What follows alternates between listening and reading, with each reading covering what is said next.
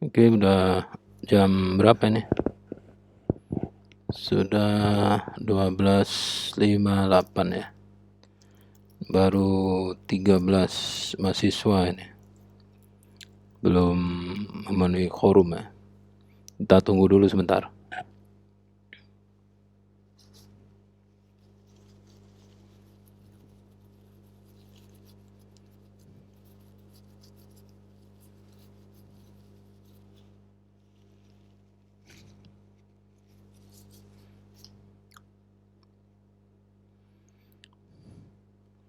Tolong untuk teman-teman yang lain bisa menghubungi temannya supaya bisa gabung.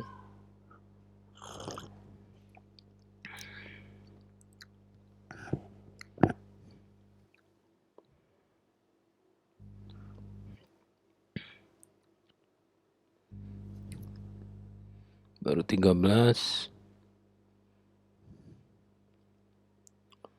Seharusnya ada berapa nih? Bukan ini, yang hari Kamis. Apakah suara saya bisa terdengar ini teman-teman? Terdengar, Pak. Oke, terima kasih. Yang hari Kamis itu ada 40 ya. Jadi paling tidak setengahnya ya. Setengahnya itu 21 lebih lah.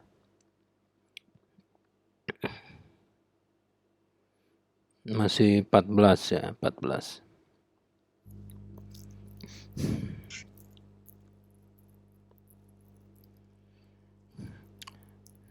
Jadi ini saya di gedung Ki Hajar Dewantara, masih di kawasan Kerajaan UNJ. Kondisinya siaran pandangan mata kalau lab school ini ada PKM. PKM maksudnya ada kegiatan di lab school, parkir sudah mulai agak sulit ya, tapi kalau di depan FT masih kosong. Parkir motor di depan FT sudah mulai bergerak ruwet. Kalau di spiral lantai 2 penuh, lantai di atasnya kosong. Yang pakai mobil cenderung lokasi parkir di UNJ tidak sebanyak sebelumnya karena ada gedung-gedung yang sudah rata dengan tanah sehingga yang biasanya dipakai untuk parkir sekarang nggak bisa.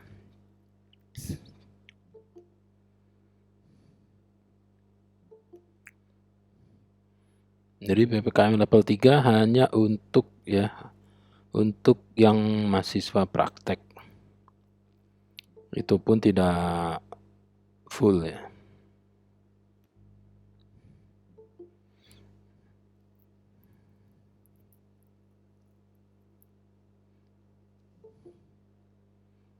Yang 24 baru ya.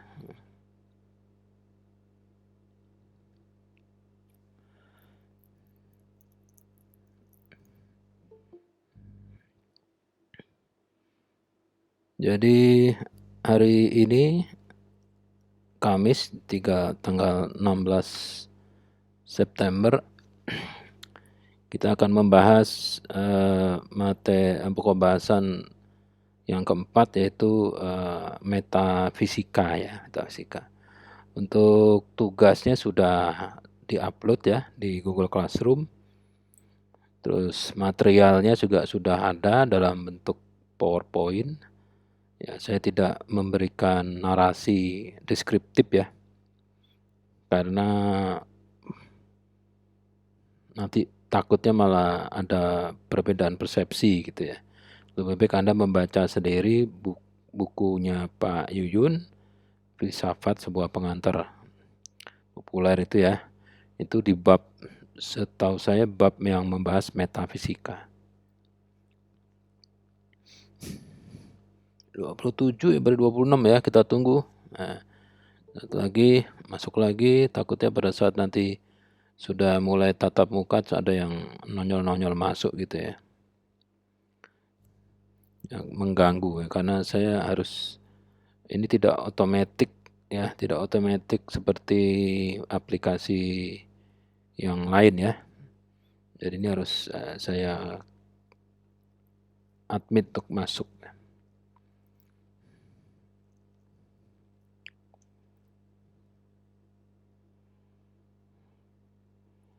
28 28.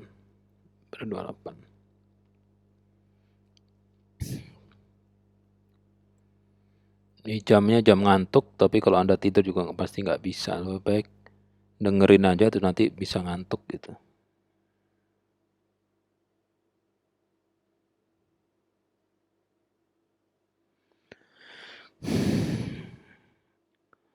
Oke, sudah kita tunggu sampai jam 13 lebih 5 ya. Kalau ada pertanyaan sebelum mulai tatap muka dipersilahkan, sampai paling tidak pantas untuk dimulai kuliah ini.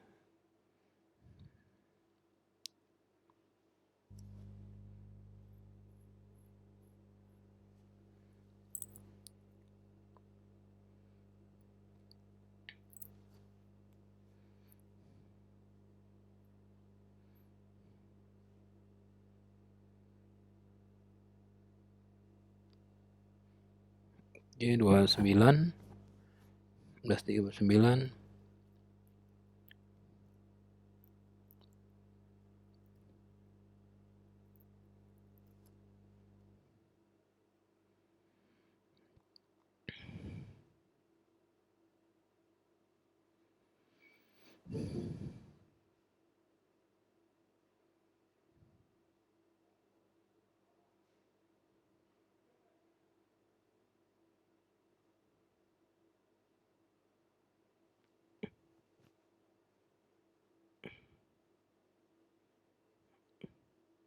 Baru 30 orang ya, baru 30 orang.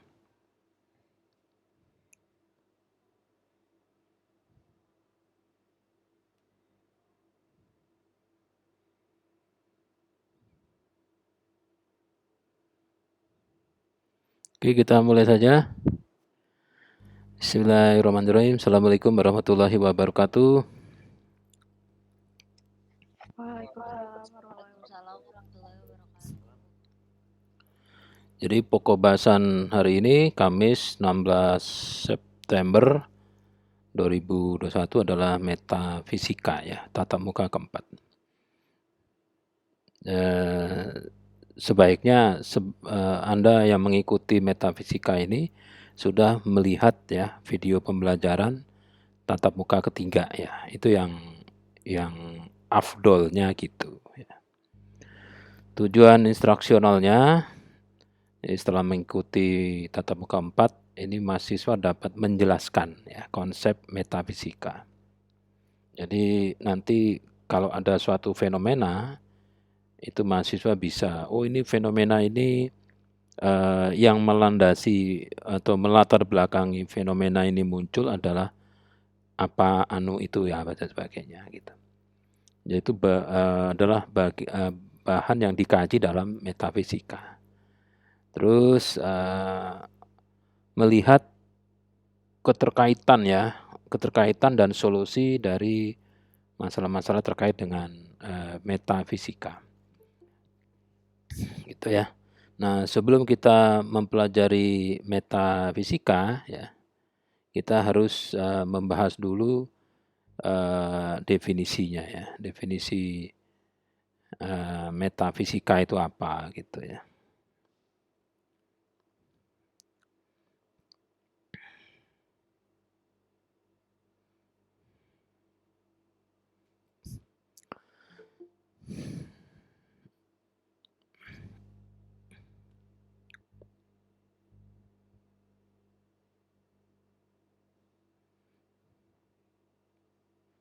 Tiga puluh tiga masih ada lagi tuh.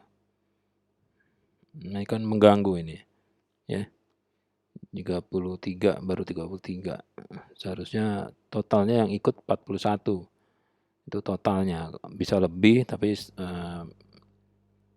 yang seharusnya 41 ya. Ini baru 34, jadi masih ada peluang ini naik lagi ya. Terus saya berbesar saja.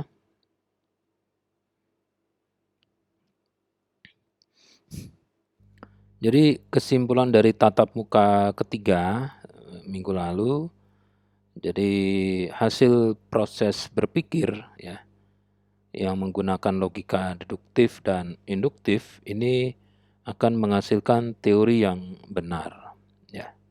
Jadi kalau orang berpikir menggunakan alur berpikir tertentu seperti apa?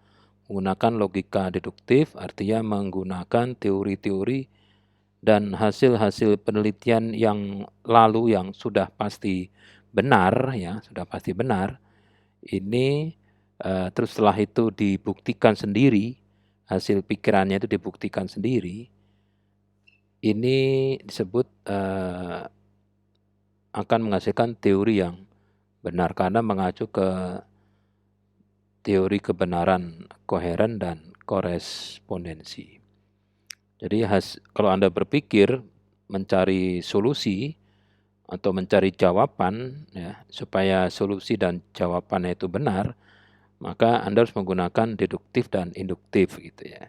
Deduktif itu mencari berdasarkan teori yang sudah pasti benar dan setelah itu dibuktikan sendiri oleh Anda sendiri. Nah, itu jadi benar ya. Nah, dalam hasil proses berpikir dan melakukan sendiri hasil olah pikir itu itu nanti akan membuat banyak pertanyaan. Sebetulnya apakah perbedaan antara hasil proses berpikir sama proses berpikirnya gitu. Kalau kita mikirin besok mau makan apa, nah setelah itu besoknya kita bandingkan, besoknya ternyata yang kita makan makanan A. Nah, makanan A sama makanan A yang menjadi hasil proses berpikir kemarin itu bedanya apa gitu. Misalnya yang saya makan ini adalah yang saya pikirkan kemarin gitu. Lah bedanya apa gitu. Ya tentunya yang kemarin itu hasil makanan yang dipilih itu masih di otak, belum bisa dideteksi ya, oleh indera, tapi besoknya makanan yang dimakan itu sudah fisik ya, sudah bisa diindrai ya. Ada indera lesmana ya. Jadi lesmana yang ada inderanya, sudah terindra. Jadi apakah hakikat dari proses berpikir itu? Ya. Jadi kan Anda sedang mikir nih, kira-kira besok saya mau ngambil apa gitu. Nah sekarang Anda mikir nggak, sebetulnya kenapa sih saya kok mikir gitu ya. Jadi apa yang Anda inginkan ya, apa yang Anda inginkan atau apa yang diinginkan manusia, itu kan akan dipikirkan oleh manusia. Karena manusia berpikir, maka manusia itu ada. Kenapa ada?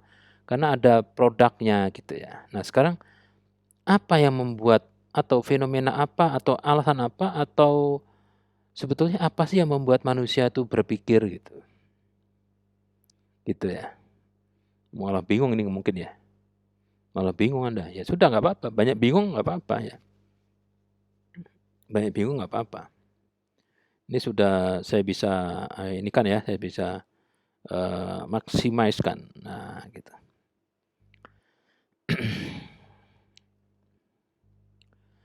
Coba ini ada fenomena kayak gini ya.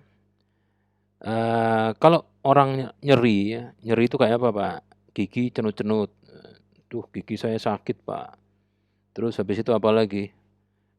Ada paku Pak nancap ke kuku, sakit, cenut-cenut. Nah, supaya dapat ditangani ke orang yang memang kompeten, ini harus dibawa ke mana? Ke instalasi rumah sakit atau instalasi medis. Jaraknya 4 jam Pak dari TKP. Nah, supaya 4 jam itu Anda tidak mendengar nyanyian lagu kebangsaannya dia teriak-teriak, Anda harus memberi treatment, dikasih paracetamol. Begitu dikasih paracetamol, dia tidak merasa nyeri. sebetulnya rasa nyerinya masih ada gitu. Jadi rasa nyeri itu adalah fisik ya yang bisa dirasakan. Tapi ditutup oleh parasetamol. Jadi hakikat parasetamol itu apa sih? Definisi parasetamol itu apa? Anda cari di Google. Parasetamol adalah nanti halo dok, dokter dok, ini dok, itu dok akan bilang parasetamol berisi komponen kimia bla bla bla bla. Kalau ini diminum ya nanti akan ada reaksi kimia. Manusia itu di otaknya itu kalau rasa sakit itu disebut sakit itu jadi ada sensasi di otak itu ngasih nilai. Otak ada bagian tubuh yang mempunyai nilai segini loh, misalnya 17A. Oh, berarti A itu adalah nyeri. Nyerinya berapa? 17. Nah, ini orang manusia yang punya badan ini disebut nyeri kalau berapa? Kalau 5. Dianggap kalau 5 itu sudah nyeri. Ini 17. Waduh, teriak-teriak gitu. Karena di atas ambang batas. Ambang batas nyerinya 5. Tapi dia nyerinya berapa yang dia rasakan? 17. Waduh, lebih 13, lebih 14, lebih 12. Oh, teriak-teriak. Nah, parasetamol menaikkan ambang batas itu. Tadinya 5, saya kasih jadi 27. Jadi 27 berapa? 12, masih 17 masih di bawah. Jadi tidak nyeri. Nah, sekarang rasa nyerinya sebetulnya tidak hilang ya, masih ada gitu. Nah, sekarang parasetamol kok bisa menyembuhkan rasa nyeri? Itu komposisinya A, B, C, D. Ini kalau diramu, diminum oleh manusia nanti ambang batas nyeri akan naik kayak gitu. Nah, sekarang mengapa parasetamol itu kok dibuat? Gitu loh. Tanya ke mana? Tanya ke industri. Parasetamol itu kan merek ya, tanya ke yang punya merek. Perusahaan kamu kok bikin parasetamol? Wah, yang ditanya bagian bagian operator ya. Saya nggak ngerti yang dibuat ini apa. Saya cuma mencet, mencet, mencet. Ternyata di situ ada R&D. Ya kami membuat parasetamol untuk menurunkan nyeri. Ya kenapa gitu? Kok membuat menekan nyeri itu kenapa? Karena saya disuruh. Nah, yang nyuruh siapa? Perusahaan. Nah, perusahaan itu siapa? Owner itu siapa? Ada ownernya datang. Saya ownernya. Bapak nyuruh mereka bikin paracetamol? Enggak, saya cuma bikin gimana caranya supaya perusahaan bisa menghasilkan uang. Nah, terus siapa yang nyuruh bikin paracetamol? Konsultan. Konsultan kenapa? Ya sekarang manusia itu kan pasti banyak nyeri ya, supaya menekan nyeri itu begini begini begini. Ya buat apa? Kok membuat parasetamol untuk menekan nyeri? Mikir dia gitu. Nah, itu apa yang mendasari manusia membuat parasetamol itulah yang namanya metafisika gitu. Tidak terlihat ya, di belakang sesuatu. Kalau ini ndak nyampe juga ya utek kita ya. Ya coba di suatu area petani nanam tembakau, ya ada suatu daerah di Tulung Agung, agungnya tulung-tulung, agungnya minta tolong, jadi Tulung Agung, Agung tolong dong, Tulung Agung, kota Tulung Agung. Tulung Agung itu terkenal sebagai sentra penghasil tembakau, itu tembakonya sangat unik sehingga selalu diekspor ke Bremen, Jerman. Jadi tembakau-tembakau itu diekspornya ke Jerman. Nah, di sana itu musuhnya tembakau adalah hujan. Jadi kalau hujan ya panennya berantakan, rusak semua. Jadi di area penanaman tembakau itu tidak pernah turun hujan selama tembakonya belum dipanen. Gitu ya. Jadi kalau sebelah Tulungagung itu ada desa yang eh, minta kiai yang kiai dipanggil bagaimana cara supaya hujan turun di suatu daerah dekat dengan Tulungagung. Nanti terus kiainya istighosah ngumpulin masyarakat berdoa kepada Allah, "Ya Allah mohon turun hujan besok di tempat kami." Enggak hujan-hujan. Lah kenapa? Yang istighosah berapa? Yang berdoa berapa? 1.000 orang, Pak. Nah, coba yang punya tembakau berapa? Cuma 20 orang. Loh kok kalah? 20 orang yang petani tembakau sama 1.000 orang yang berdoa kepada Allah. Nah, dia nggak ngerti gitu loh ya, nggak ngerti. 20 orang petani tembakau itu menghidupi 20.000 orang. Jadi yang punya tembakau tuh bilang, "Ya Allah jangan hujan, ya Allah nanti kalau hujan berantakan, kalau berantakan nanti saya nggak bisa memberikan begono begini begini, begono begini." Wah, jadi kalau ada yang bilang, "Kenapa sih di area Tulungagung itu di tempat sentra petani tembakau itu tidak turun hujan?" Ada yang bilang, "Di sana hanya tidak ada reaksi kimia fisika sehingga tidak ada itu namanya uap air yang bagian." Wow, teori sangat sangat, sains sekali, gitu loh. Tapi begitu tembakau sudah dipanen, hujan, gitu. Minta hujan di situ ya hujan terus, stop-stop, gitu. Apa sekarang apa yang membuat, hujan bisa tidak turun di situ? Apakah hujan punya kemauan? Hujan ya ketemu hujan tanya, ya dia pasti bilang, "Loh saya cuman hujan aja." Ada yang nyuruh? Ada yang nyuruh. Siapa yang nyuruh? Hehehe, gitu paling. Nah, terus kalau ndak ngerti juga yang ini ya, coba Anda pasti pernah ke suatu area BTN ya, ada perumahan BTN. Di perumahan BTN itu ada rumah yang tidak dihuni dan ada rumah yang dihuni. Nah, kenapa gitu ya, tembok, tegelnya, keramiknya, pintunya, gentengnya, yang ada di rumah BTN yang tidak dipakai itu rusak semua. Dilempari, Pak.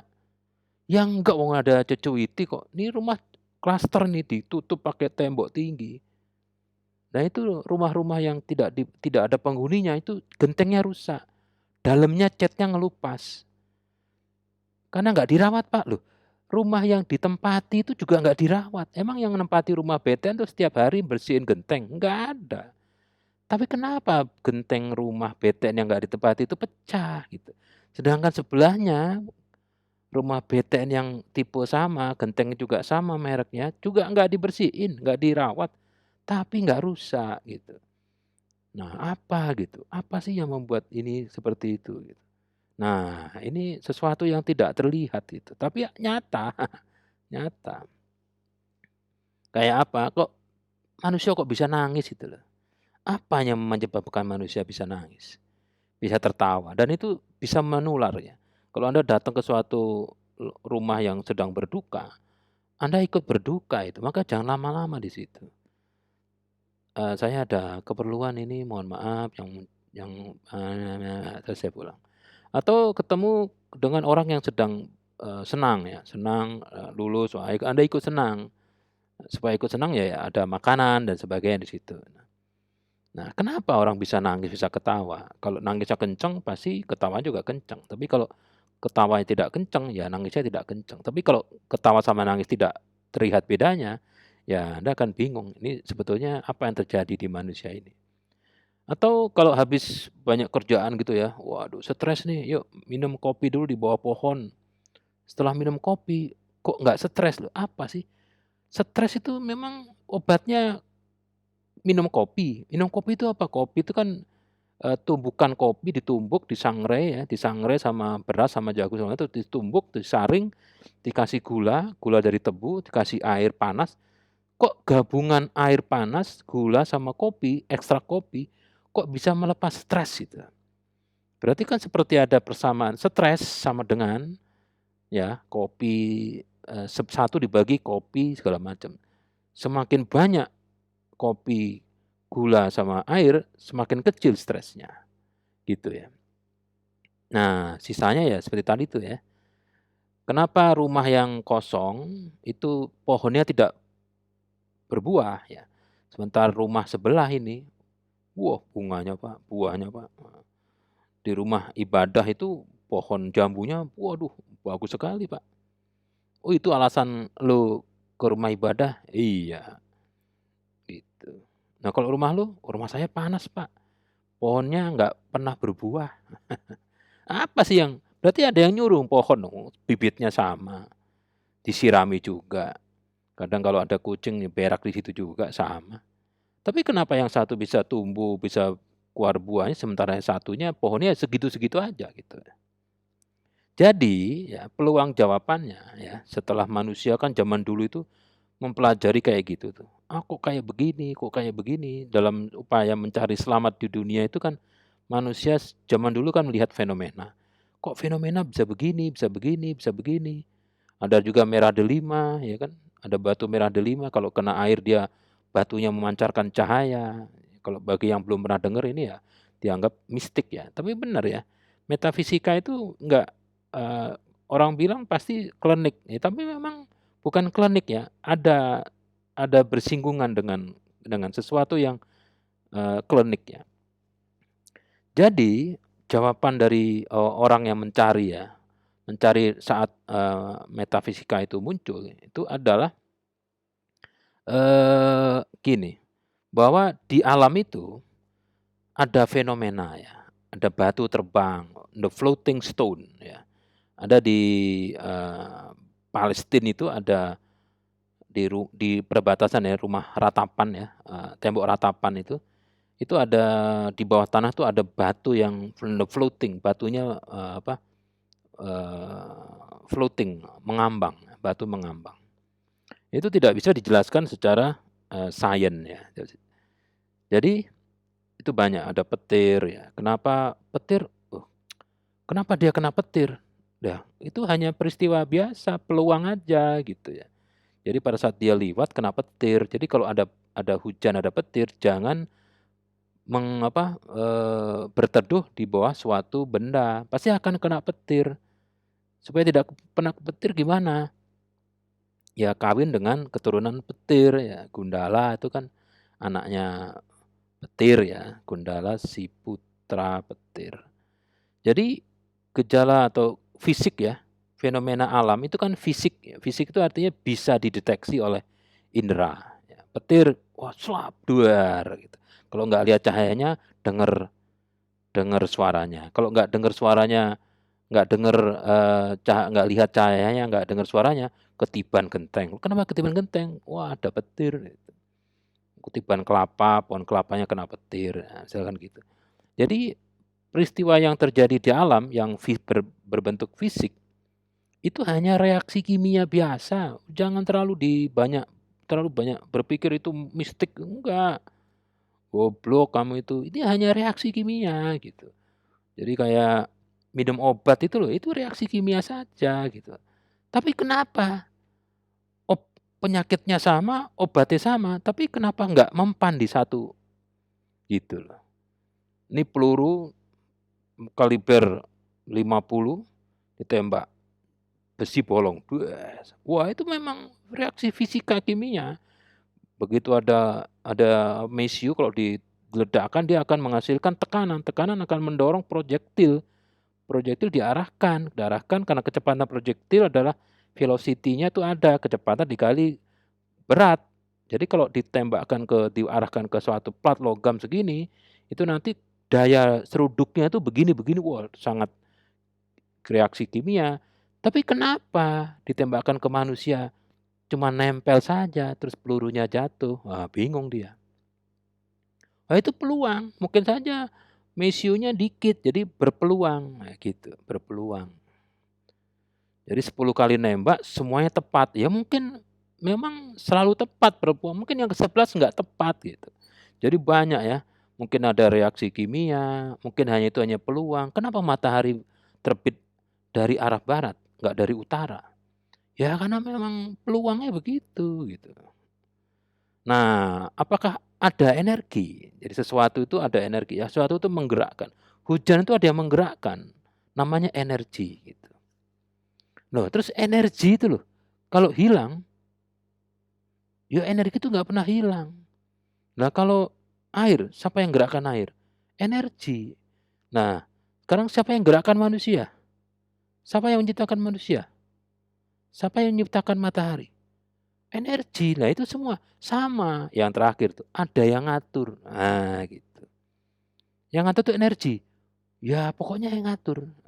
Jadi dalam manusia bertanya tadi, siapa di balik atau fenomena apa yang mendasari suatu fenomena?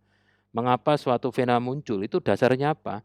Itu dipelajari dari dulu sampai sekarang, menghasilkan banyak paham ya, banyak paham. Jadi namanya itu metafisika. Nah, kita pelajari metafisika. Ini cabang filsafat yang paling tua. Jadi dari zaman dulu, zaman Plato. Plato itu muridnya Aris. Aristo itu sering kehujanan, jadi sehingga basah. Jadi teles. Jadi Aristo teles. Aristo yang kebasahan. Nah, ini punya murid namanya Plato. Plato itu membuat buku namanya Fisika. Fisik ya. Dan setelah buku fisiknya terbit, terus dia menulis metafisika. Jadi bukunya yang kedua itu metafisika, gitu. Jadi memang bukan mempelajari hal-hal yang gaib ya, tapi yang tidak gaib juga dipelajari. Jadi metafisika ini dari bahasa Yunani ya. Metanya itu bisa Yunani. Meta itu apa? Setelah, after atau dibalik atau beyond, di belakang. Atau yang melatar belakangi. Apa? Ya melatar belakangi di belakangnya meta itu apa? Metafora. Jadi sebelum pora, metafora. Ini metafora ini. Waduh. Metafisika. Nah, berarti kalau fisik itu adalah objek yang berbentuk fisik yang ada di alam dan terdeteksi oleh indera. Inderanya siapa? Ya manusia, makhluk hidup dan lain-lain. Jadi kalau kita bicara dalam perspektif indera itu ada 5.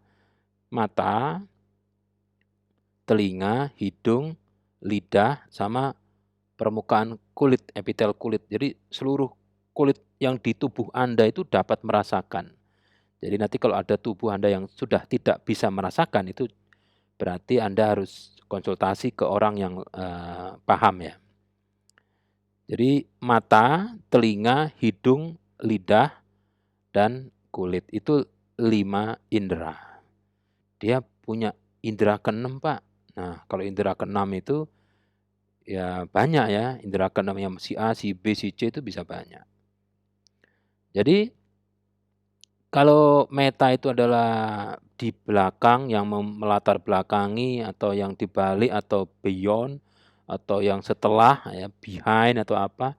Sedangkan fisika adalah objek berbentuk fisik yang ada di alam dan terdeteksi oleh indera makhluk hidup.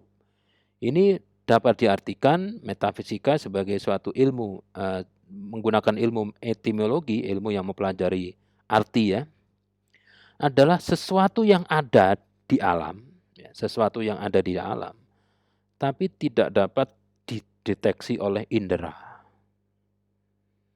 Jadi ada sesuatu yang menggerakkan suatu objek. Suatu objek itu kok bisa bergerak atau bisa berubah atau bisa muncul atau itu ada sesuatu yang menggerakkan. Atau yang lebih agak tinggi, sesuatu yang menyebabkan suatu fenomena fisik itu terjadi. Itu ya. Atau ujung-ujungnya metafisika itu adalah ilmu yang mempelajari tentang Tuhan. Nah, itu ketuhanan. Tuhan itu ada. Ada itu apa? Gitu. Tuhan itu apakah bisa dideteksi oleh indera? Ya, kalau bisa dideteksi oleh indera berarti agamanya apa itu? Ya. Jadi metafisika ini adalah ilmu yang dipelajari di awal peradaban itu, sampai sekarang. Tapi dalam proses mempelajari metafisika ini ilmu itu pecah-pecah enggak karu-karuan. Karena yang ditemukan apa jadi cabang ilmu gitu ya. Ditemukan ini cabang ilmu. Jadi kalau orang naik gunung misalnya Gunung Gede Pangrango, pada saat awal Gunung Gede Pangrango itu ada, orang narik dari sisi utara, ketemu. Nah, ini ilmu dari utara. Dari selatan ketemu puncak, jadi ilmu. Jadi nanti jalan yang dipakai oleh para pendaki Gunung Gede Pangrango itu mengikuti ilmu-ilmu yang sudah pernah. Jadi tidak pernah orang naik Gunung Gede Pangrango itu pakai jalannya sendiri. Kalau Anda ke Surabaya itu pasti lewat jalan yang memang sudah terlalu benar, sudah pernah dilalui orang. Bikin jalan sendiri, Pak? Ya nggak bisa. Saya kan naik pesawat, Pak. Mata lu naik pesawat. Naik pesawat Jakarta Surabaya itu sudah harus ada jalannya. Kan udara bebas, mata lu. Lu kalau lewat pesawat terus lewat Semarang, lewat Jogja, bisa ditabrak. Jadi udara itu walaupun nggak kelihatan, nggak ada yang punya, nggak ada lampu, Di sana sudah ada jalan jalurnya itu, gitu loh. Nggak main seenaknya, main ngegas aja, enggak, gitu. Adanya jatuh malah. Jadi metafisika adalah studi keberadaan atau realitas ya. Mesti belum ini ya, coba ini coba. Kursi itu ya coba. Jadi kalau memahami metafisika itu ya memahami hakikat objek gitu. Coba, hakikat objek fisik misalnya, jadi memahami hakikat objek itu memahami ada sesuatu yang membuat objek itu mempunyai sifat fisik yang tidak berubah. Itu hakikat objek. Hakikat objek itu adalah, sesuatu yang membuat objek tersebut tidak berubah. Bingung Pak? Gini, kursi misalnya. Kursi itu apa sih? Definisi kursi itu apa? Orang bingung, terus bilang, "Kursi itu Pak, kayak kursi ini Pak, kursi kayu." Kursi kayu ini kursi yang terbuat dari kayu, berbahan kayu Pak, kayu jati, nanti, tinggi lebar sekian, diameter fisiknya apa, fisiknya dimensinya sekian, fungsinya untuk, eee, membuat manusia itu bisa, eee, apa ya namanya, itu loh Pak, ya pantatnya itu nempel di alas kursinya itu loh Pak. Oke, manusia yang pantatnya berbulu itu nempel di kursi itu, di atasnya kursi ini dinamakan duduk ya. Oke, kesepakatan tuh. Kita bilang manusia yang pantatnya nempel ke kursi, bagian atas kursi namanya duduk. Dan benda benda yang berbentuk kayak gini namanya kursi. Nah, kan gitu ya. Kan kursi itu hanya penamaan saja. Ini kok dikasih nama, misalnya pentung, ya boleh, asal kita sepakat ini namanya pentung gitu. Tapi kita kan dari dulu siapa sih yang ngasih nama kursi? Cair kan, bahasa sananya kan cair. Ini kok jadi kursi? Kurs, kurs. Nah, sekarang definisi kursi adalah tempat menempelkan pantatnya manusia, gitu. Untuk apa? Ya supaya bisa, berada pada suatu lokasi dalam waktu lama, sehingga tidak membuat, bantalan dengkulnya itu sakit, gitu. Orang Indonesia tuh kalau berdiri dalam waktu lama, nanti otaknya bilang, "Eh, jangan lama-lama, ini saraf-saraf ini ada yang bilang dengkul sakit." Terus manusia cari-cari kursi kan, "Ada kursi enggak?" "Enggak ada." "Jongkok." Nah, manusia disuruh jongkok. Nah, supaya tidak jongkok karena malu, "Mosok kayak gini kok jongkok?" Cari kursi, ada kursi didudukin, jadi duduk di kursi gitu. Nah, sekarang hakikat kursi itu apa? Hakikat kursi itu ya ini Pak kursi, kursi kayu ini kursi. Nah, kalau Anda bilang bahwa kursi ini apa, bentuk seperti ini adalah kursi, ya, ini kan terbuat dari kayu ya. Kalau kayunya dihilangkan, maksudnya gimana Pak? Nggak ada kayu di dunia, berarti kursi hilang dong. Lah iya Pak, sekarang kursi besi Pak, kursi dari besi, oke. Sekarang membuat kursi dari bahan besi, kalau besinya hilang, ada kursinya nggak? Ya nggak ada, Pak. Nah sekarang hakikat kursi itu loh ya, mau dipakai apa saja berubah, kursi dari bahan apa aja bisa menjadi tempat untuk nempelin pantat itu. Oh itu namanya kursi? Iya. Hakikat kursi itu adalah sesuatu objek yang bisa dipakai manusia supaya bisa duduk. Duduk itu pantatnya nempel. Jadi kalau orang duduk di atas meja, itu meja jadi kursi. Itu hakikat duduk itu di atas kursi. Kursinya bentuk apa? Ya apa saja, asal jangan api. Asal dia kuat duduk di api ya silahkan gitu. Nah itu baru ontologi ya. Nah metafisika itu, metafisika adalah apa sih yang mendasari kursi itu kok diciptakan? Itu yang mendasari apa? Apa sih yang membuat manusia membuat kursi itu? Berarti kalau nggak ada manusia, nggak ada kursi. Iya benar. Jadi kalau manusia nggak ada ya nggak bakal ada kursi. Jadi kursi itu adalah bukti adanya manusia yang berpikir. Nah, gitu. Kalau manusia dulu nggak pernah mikir pantatnya itu nempel di mana, selain dimasukin ke predator ya nggak ada kursi gitu. Nah, berarti kalau nggak ada manusia, nggak ada Tuhan, Pak. Nah, itu pertanyaan kayak gitu yang hebat itu. Tuhan itu pencipta alam, berarti kalau nggak ada alam, nggak ada pencipta. Waduh, inilah bidang kajian itu yang nanti jadi metafisika. Jadi masyarakat itu sejak dulu berusaha memahami apa yang membuat suatu objek itu muncul di alam. Dari apa yang membuat muncul itu apa? Bukan objeknya yang muncul ya. Kalau objeknya itu nanti ilmunya sudah beda lagi namanya ontologi. Jadi objek yang muncul di depan Anda tuh, gadget Anda tuh dipegang bisa, dijilatin bisa rasanya, asam, asin dan sebagainya. Tapi apa yang membuat objek itu muncul, dibuat? Itu metafisika. Nah, dalam memahami metafisika ini, memahami objek yang muncul di alam ini, ya, itu ada banyak paham ya. Paham itu mahzab. Nah. Jadi mahzab ini nanti akan membuat pecah ilmunya tidak karu-karuan. Seperti sekarang ini ilmunya udah banyak sekali. Ya, ada ya ilmu super spesialis ya. Misalnya sakit perut kalau pakai BPJS ke dokter umum. Dokter umum kayaknya perutnya baik-baik aja nih, nggak ada masalah. Tapi saya takutnya saya salah ya, karena di luar kemampuan saya secara ilmu. Saya kasih rujukan ke dokter spesialis penyakit daleman. Kasih surat. Trot. Nah, terus Anda bawa surat itu ke rumah sakit tipe C. Rumah sakit misalnya Omni Hospital. Ke Omni penyakit daleman, wah ini perutnya gini ya diperiksa. Kayaknya nggak ada apa-apa ini, bagus semua ini. Tapi gimana? Mual-mual, muntah. Tanggal tua, tanggal muda, sama aja Pak Dokter. Waduh, saya MRI ya, saya ini ya, saya ini, wah, segala macam. Baik semua hasilnya ini.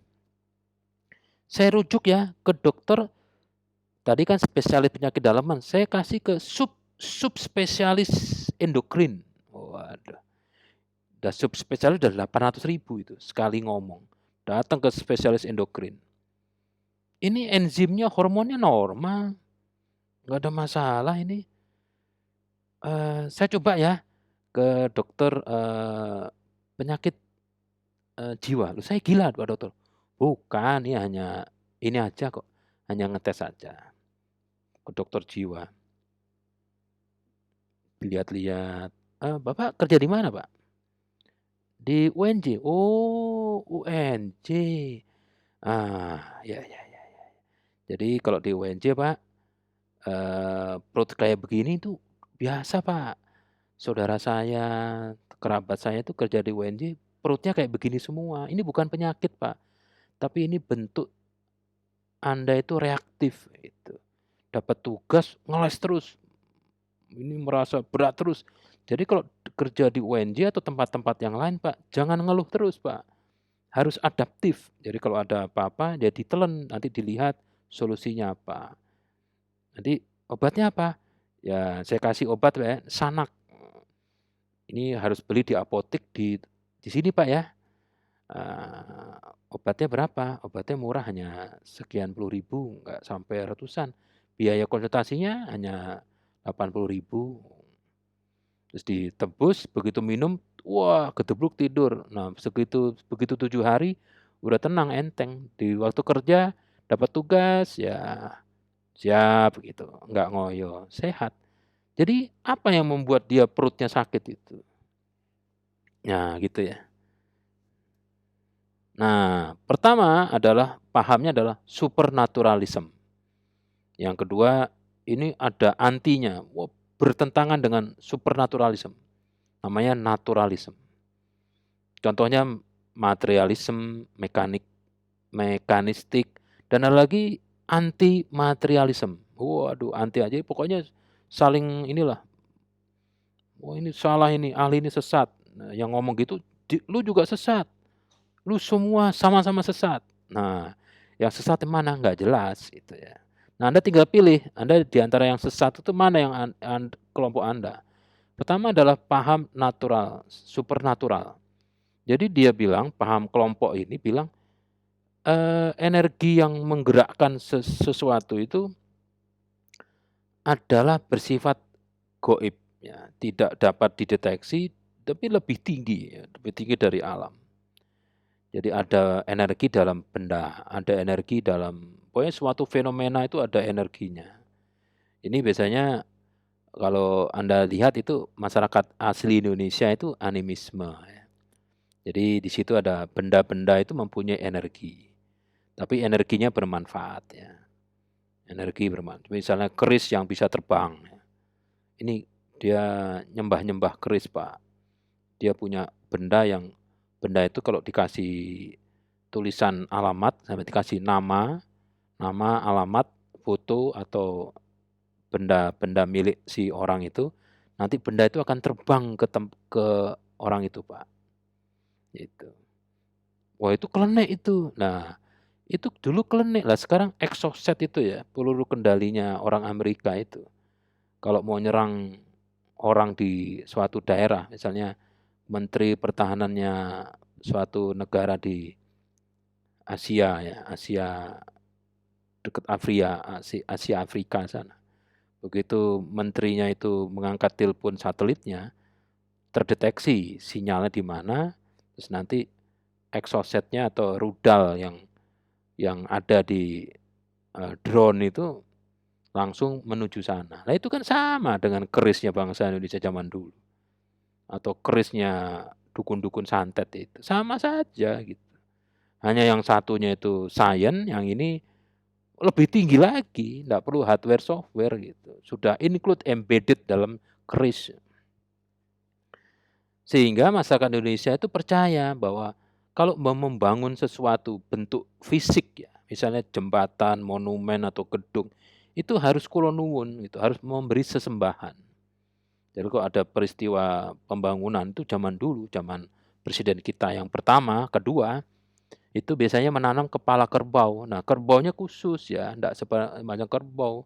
Kerbau ditaruh di dalam apa namanya, wadah terus ditanam di tempat di suatu area gitu. Nah, zaman sekarang itu tidak ada. Siapa bilang enggak ada? Jadi ada berita yang mulia, siapa menanam tembok atau batu bata pertama dalam pembangunan suatu gedung. Begitu dilihat, itu dia yang mulia itu nanam batu bata, pakai semen, sepertinya diaduk-aduk terus ditempel batu bata. Begitu mereka pergi semua, itu ada orang yang membuktikan di balik, di bawah itu ada kepala kerbau juga, masih sama gitu. Walaupun tidak kelihatan. Nah, sekarang juga juga seperti itu ya. Jadi kalau orang mau membuat sesuatu di suatu daerah, itu ada AMDAL dulu. Ada analisis ya, apakah ini kok ditanam begini begini begini begini begini begini. Jadi kalau Anda lihat di Jalan Sudirman itu ada gedung tinggi yang, depannya sampai jalan itu puluhan meter gitu. Ada lagi gedung yang kira-kira 10 meter sudah di jalan. Kenapa? Nggak bangun mepet jalan, ya karena strukturnya tidak kuat gitu. Seperti acara selamatan ya, kalau nanti Anda nikah kan sebelum nikah ada acara selamatan ya. Itu memberi apa gitu. Ya seperti kasodo ya, di kasodo. Kalau ada besok misalnya ada acara UAS bersama biasanya terus ada pengajian atau doa, kirim doa sana sini. Itu masyarakat Indonesia ya, namanya supernatural. Intinya adalah adanya energi dalam objek. Wah, ini ditentang sama orang-orang yang naturalism.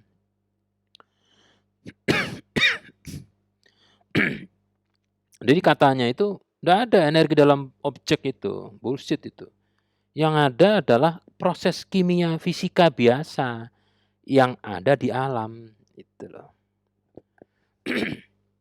Jadi kenapa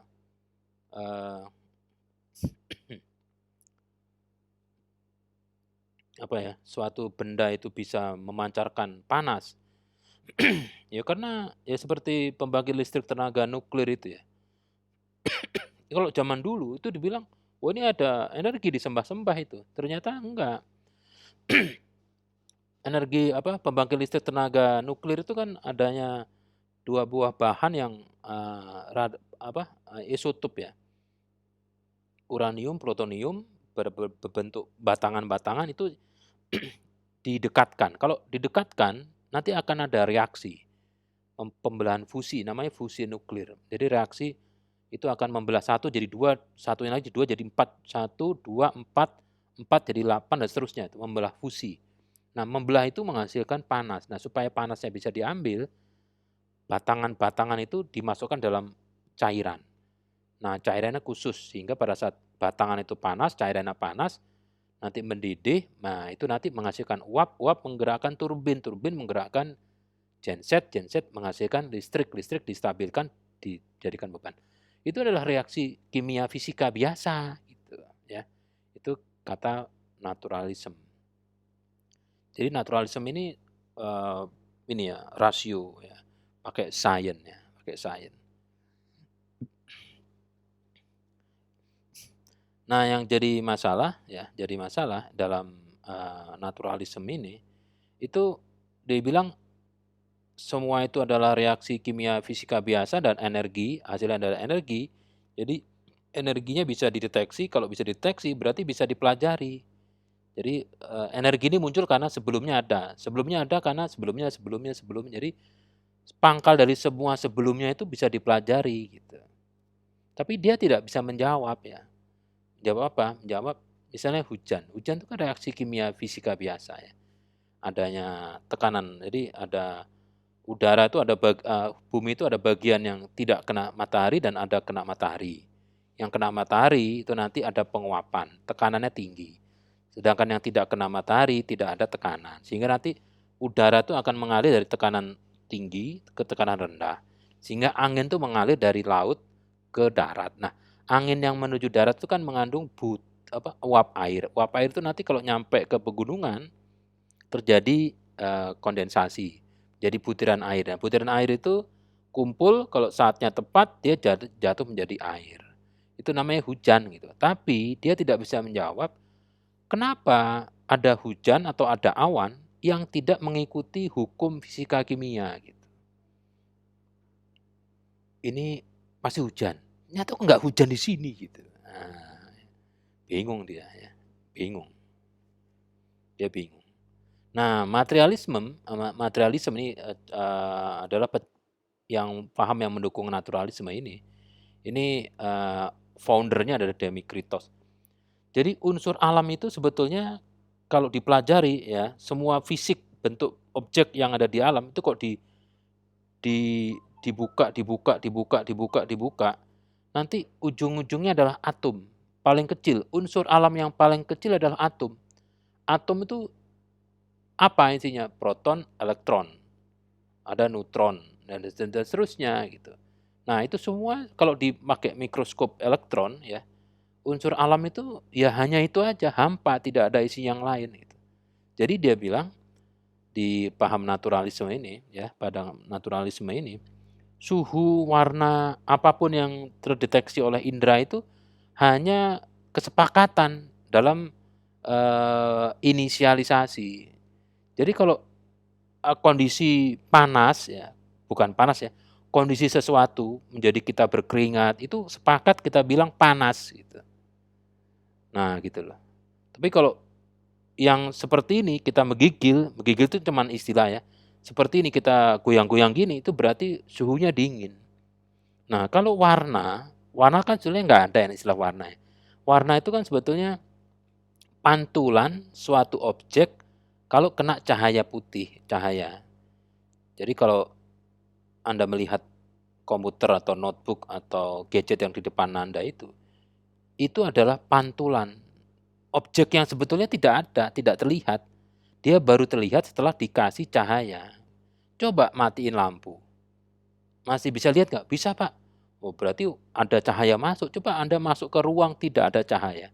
Nanti tidak ada objek semua itu. Karena tidak terindra oleh mata. Bisa dipegang, Pak. Berarti itu objek karena dipegang gitu. Jadi hati-hati ya, warna itu hanya kesepakatan. pantulan cahaya yang dilihat oleh mata. Kalau seperti ini berarti merah, seperti ini ungu. Kalau ungu, supaya membedakan ungu satu dengan ungu yang lain, panjang gelombang. Nanti itu ontologi. Jadi panjang gelombang itu supaya beda, itu dikasih nomor 380 nanometer ini ungu, 385 ungu muda, 375 ungu tua. Nah, gitu. Ini kesepakatan warna aja. Merah 800 nanometer. Merah Lembayung, merah Sunda, merah Jawa. Wah, itu panjang gelombangnya beda-beda. Jadi itu hanya terminologi yang diberikan manusia karena otak mendapatkan sensing dari sensor. Tapi materialisme ini tetap aja ya tidak bisa menjawab, kenapa sih suhunya 26 kok masih panas ya? Gitu ya. Ini pakai AC kok masih panas. Suhunya 26 loh. Atau begini, mengapa sih suhu itu bisa berubah? Gitu. Apa sih yang menyebabkan suhu itu berubah? Ya karena fisika kimia, karena begini-begini. Iya, kenapa kok ada suhu gitu loh. Buat apa ada suhu? Gitu loh. Suhu tuh tinggi dingin, Pak. Kalau nggak ada dingin nggak ada suhu. Ya ada, Pak. Nah terus buat apa ada suhu? Coba kalau nggak ada suhu bagaimana? Nah karena matahari, kenapa terbit dari barat? Yang ada yang nyuruh, wah itu hanya kimia fisika, energi aja. Kenapa terbit dari barat? Ya kita bilang sana tuh barat gitu loh. Coba kalau dulu sana itu timur, terbit dari timur. Kalau terbit dari tenggara, bisa aja. Yang disebut dengan arah matahari terbit yang sekarang itu, kita sebut tenggara. Hanya kesepakatan, iya tapi kenapa mataharinya terbit? Kenapa nggak terbit? Gitu. Ada yang nyuruh. Dia kenapa? Kok disuruh gitu loh. Gitu. Ya karena maunya dia. Ya kenapa maunya dia itu? Nah ini pertanyaannya terus ya bikin pusing orang manusia itu. Nah ada lagi yang mekanistik ya. Jadi ini masih kelompoknya naturalisme. Dia bilang bahwa fenomena di alam ini dapat didekati dari perspektif ya, melihat tadi itu ya fisika kimia. Angin itu perbedaan suhu dan sebagainya. Nah, tadi saya bilang kenapa angin tidak mengikuti hukum fisika kimia gitu. Maksudnya gimana gitu. Iya, kenapa angin bahorok, angin topan ini hanya mengenai rumah yang tempat main judi koprok itu. Kenapa yang tempat ibadah walaupun dekatnya itu kok nggak kena gitu. Kenapa yang kena situ? Peluang hanya peluang, ya nggak bisa gitu. Coba ini dipindah ya, nanti orang-orang yang main judi koprok pindah ya, sebelah selatan. Selatan tuh mana? Ya sono, oke pindah ke sono. Begitu nanti lagi main, ada angin bahorok, di situ lagi yang kena gitu. Loh kok bisa tahu anginnya gitu. Jadi kayak angin tuh ada yang mengendalikan. Oke, saya setuju angin itu ada yang mengendalikan. Terus yang mengendalikan kira-kira oke. Ya kenapa ada yang pengendali angin? Mengapa angin kok dikendalikan itu? Buat apa angin dikendalikan? Nah, pentingnya apa kok ngendalin angin itu? Ya kan? Nah, itunya terus ya, mikir terus ya mereka ya. Nah, yang terakhir ini itu yang terakhir kita pelajari dari paham. Jadi paham vitalisme itu bilang semua yang terjadi di alam itu karena adanya kekuatan. Nah, ini kekuatan di alam semesta, ya, mengatur. Jadi ada kekuatan yang mengatur alam. Nah, gitu. Termasuk menciptakan alam, ya, gitu. Jadi ada energi esensial yang menciptakan dan mengatur alam. Jadi kalau pisau itu dibuat dari besi, besinya X, berarti kalau besinya X nggak ada, pisau akan nggak ada. Itu dipakai menjadi kalau alam ini diciptakan oleh pencipta, sesuatu misalnya pencipta ini menciptakan alam, berarti kalau yang diciptakan nggak ada, penciptanya nggak ada. Nah, itu ada yang mantuk-mantuk, ada yang nggak percaya gitu. Nah, ini pecah menjadi nanti, agama nanti ya. Nah, mana yang Anda pilih ya? Bebas ya, mana yang Anda pilih itu bebas. Yang salah adalah yang tidak milih. Tapi yang tidak milih itu kan pilihan, Pak. Ya silahkan, nggak ada masalah. Yang penting Anda tahu mengapa Anda tidak milih dan tahu mengapa Anda milih, ya gitu. Nah, sekarang ya, ini ada lagi. Ini metafisika dari Plato. Plato ini tadi gurunya Aristoteles apa? Muridnya. Yang pertama tadi muridnya atau gurunya? Jadi dibilang Plato ini bilang bahwa segala sesuatu yang ada di bumi ini fisiknya bisa terlihat itu adalah idea. Idea ini harus berbentuk ya, sehingga dapat diindra, dapat dideteksi oleh indera manusia. Jadi kalau Anda mempertanyakan hakikat atau apa sesuatu itu, ya, jadi idea ini adalah bukan hasil proses penalaran. Jadi sesuatu objek ya, apa yang hakikat dari sesuatu objek itu bukan hasil proses penalaran. Ya, ini sesuatu yang melampaui manusia. Jadi misalnya ya, kalau Anda mau mendefinisikan sesuatu objek ya, itu kalau kata Plato ini harus dijadikan bilangan, harus dijadikan bilangan. Apa yang membedakan ya, harimau satu dengan harimau yang lain itu. Kalau harimaunya hilang, Pak, ya tinggal 1 sama 2 kan. Nah, itu. Nah, misalnya angka itu apa sih? Angka itu untuk menyebutkan adanya rasio. Ini ada 2 harimau, ini ada 4 harimau. Berarti kalau harimaunya hilang, 1 itu apa? 2 itu apa? 3 itu apa? Hakikat angka, hakikat 1 itu apa sih? Nah, jadi bilangan 1 adalah level abstraksi dari idea. Idea itu ya bukan hasil proses penalaran ya. Jadi sudah ada sebelumnya gitu. Ini memang memungkinkan, membingungkan. Jadi idea atau dasar objek ya, objek itu bersifat tidak berubah atau atemporal. Temporal ya, atemporal. Jadi benda itu mempunyai sifat sekunder dan primer. Ini kata Plato. Jadi sekundernya itu objek itu bisa disebut ada kalau bersifat empiris. Empiris itu dirasakan sendiri oleh manusia. Tadi saya ngelihat petir, berarti dia melihat bentuk petir. Kalau dia belum pernah melihat petir, ya dari YouTube atau merasakan sendiri, dia tidak pernah percaya ada petir. Jadi kalau suatu warna itu disebut ada, itu jika ada manusia yang dapat melihatnya. Tapi kalau ada warna yang selain Komio Kuibiviap itu berarti ada warna lain yang tidak terlihat. Nah, supaya bisa dibedakan warna satu dengan warna yang lain gitu ya, objek satu dengan objek yang lain, ya, padahal sebetulnya itu sama. Ini Plato itu memberikan namanya primernya, benda itu harus ada yang disebut dengan bilangannya, ya, bilangannya. Bilangannya itu apa? Jadi kalau namanya warna, karena bentuk primer itu tidak berubah ya, dan bersifat matematis. Jadi kalau namanya warna merah itu ya pantulan cahaya yang bisa dilihat dengan panjang gelombang 680 nanometer. Jadi kalau Anda bilang merah, itu merahnya A sama merahnya B itu perspektifnya, persepsinya bisa beda. Tolong besok buatkan benda yang saya bagi ke Anda satu-satu dikasih warna merah. Itu nanti kalau 100 orang yang mengerjakan, nanti 100 bisa saja 100 warna yang berbeda. Merah keputihan, merah kehijauan, merah kehitaman, agak merah, semu merah, ada merahnya. Nah, supaya sama, tapi nggak mungkin sama kan? Nggak mungkin sama. Panjang gelombangnya itu yang harus sama. Kalau ungu ya seperti itu, gitu ya.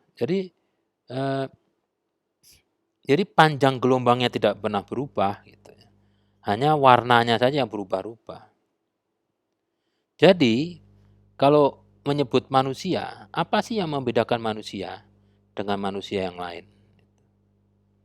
Manusia itu orang yang bernyawa, Pak. Berarti kalau nggak ada manusia, nggak ada bernyawa, nggak ada manusia. Iya. Nah, sekarang bedanya apa manusia lain dengan manusia A dengan manusia lain? Sugeng Kiswondo sama Sugeng Kiswanda, itu bedanya apa? Nah, jadi oleh Plato itu Anda harus menggunakan matematik ya, menggunakan bilangan untuk membedakan objek yang satu dengan objek yang lain. Jadi di KTP Anda itu adalah bentuk dari objeknya, bentuk objek dari manusia. Itu membuktikan bahwa manusia itu berbeda-beda. Dari mana taunya kalau manusia berbeda-beda? Wajahnya Pak, sidiknya jari Pak, atau beratnya Pak. Loh kalau berat bisa sama gitu. Jadi bingung mana membedakan manusia satu dengan manusia yang lain yang namanya hampir mirip. Atau namanya sama deh. Pakai nick. Nah, nick itu adalah manusia dalam bentuk bilangan. Kalau sudah nick itu hanya satu. Tapi kalau Sugeng Kiswondo banyak. Sugeng Kiswondo anaknya Janoko, Sugeng Kiswondo anaknya Petro, Sugeng Kiswondo anaknya Joni Gudel, banyak. Yang mana? Yang nicknya itu Pak, oh yang lahirnya 65 gitu.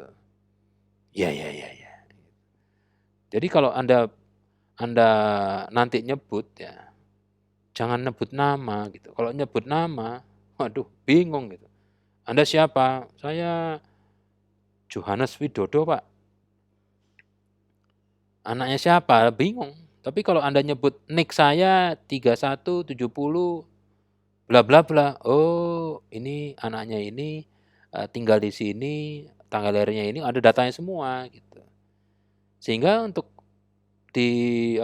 untuk kependudukan kan pakai nick ya untuk membedakan manusia satu dengan manusia lain. Tapi kalau di kepolisian, manusia itu semua sama. Manusia itu sebagai bentuk objek itu enggak ada yang berubah. Gitu. Untuk membedakan manusia dengan manusia yang lain, kepolisian itu menggunakan jarinya sidiknya jari. Jadi ada manusia namanya Muhammad Sidik sama Muhammad Sidik. Membedakan apa? Bukan nicknya. Dia nggak mau lihat nick kalau polisian. Karena polisian tidak percaya dengan nick. Nick itu kan yang bikin bukan saya. Saya nggak percaya. Bisa aja yang bikin itu dipalsu-palsu misalnya. Gitu. Jadi kami menggunakan sidiknya jari. Jadi rekam sidik ya. Sidiknya si Muhammad Sidik ini 14 MIU I0013. Tapi kalau Sidik 77 BAJ K8887. Jadi kalau Anda nanti membuat surat keterangan berkeuangan baik, itu yang dicek sidiknya jari Anda atau jarinya sidik Anda. Gitu. Ya kayak mobil Avanza 1200 cc itu ribuan diproduksi oleh Toyota Astra Motor. Yang membedakan itu loh. Ini kan sudah beda Pak. Beda apanya? Warna. Loh kalau warna itu enggak bisa dibedakan. Nanti kalau dicat ulang bagaimana? Iya ya. Yang bisa membedakan mobil satu dengan mobil yang lain walaupun sama mereknya adalah VIN, Vehicle Identity Number, nomor mesin. Nah, itu ya. Nah, ini nanti kalau diteruskan jadi ontologi. Nah, kita belum mempelajari ontologi, itu baru metafisik. Jadi nanti dalam manusia mempelajari metafisika suatu benda, suatu objek, manusia akan berusaha mengaitkan dengan matematika. Wujudnya apa? Hubungan antara metafisika plus matematika adanya logika.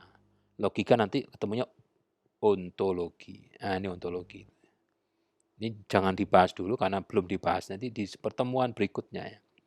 Nah, dalam mempelajari fenomena alam ya, kok ini banjir kok bisa terjadi ya? Tinggal di suatu tempat, tahu-tahu kelelep gitu ya.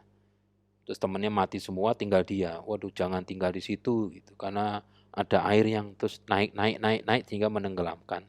Nah, semua fenomena itu akan dipelajari oleh manusia. Kenapa fenomena itu terjadi, baik buruk atau baik atau buruk. Jadi kalau fenomena buruk, kenapa dipelajari? Dipelajari supaya apa sih yang membuat fenomena buruk itu terjadi?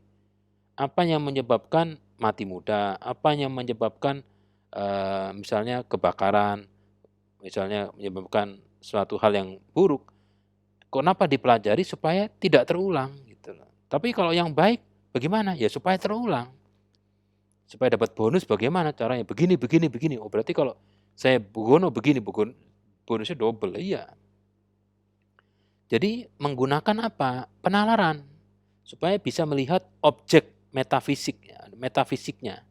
Jadi apa sih yang melatar belakangi suatu fenomena terjadi? Kalau bisa diketahui bagaimana? Nah, kalau sudah bisa diketahui bagaimana suatu fenomena terjadi, kan itu metafisika ya, tidak terlihat gitu. Tahu-tahu kan Anda lihat orang marah, kenapa sih dia marah? Nggak tahu tuh, makanannya kali. Ya gimana nggak marah? Begini, oh dia marah karena ini. Tapi ininya kan tidak terlihat gitu. Jadi untuk mempelajari kenapa suatu fenomena bisa terjadi, Anda harus memiliki kemampuan logika dan analitik. Analitik itu apa? Analisis, mengaitkan dengan fenomena-fenomena yang lain. Itu namanya analisis, menganalisis. Itu C4 ya kalau nggak salah. C4 atau C3 itu. Ya, gitu ya. Menggunakan pendekatan sistem ya, supaya fenomena terulang atau tidak terulang.